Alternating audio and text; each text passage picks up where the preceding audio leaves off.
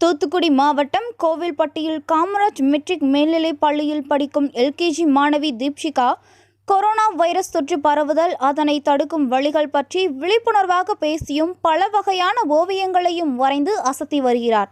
தூத்துக்குடி மாவட்டம் கோவில்பட்டியில் தனியார் பள்ளியில் படித்து வரும் மாணவி தீப்ஷிகா அவர் கூறுகையில், நம் நாட்டின் பிரதமர் மோடி அவர்களையும், தமிழக முதலமைச்சர் எடப்பாடி பழனிசாமி அவர்களையும், மருத்துவர்களையும், தூய்மை பணியாளர்களையும், காவலர்களையும் பாராட்டி ஊரடங்கு சட்டத்தின் போது வீணாக பொழுதை கழிக்காமல் வீட்டிலேயே இரு, விழித்தெழு என்றும் மனித உடலில் உள்ள பாகங்களின் மாதிரிகளை கட்டிங் செய்து ஓவியங்களையும் வரைந்து பள்ளியில் முதல் பரிசை வென்றார்.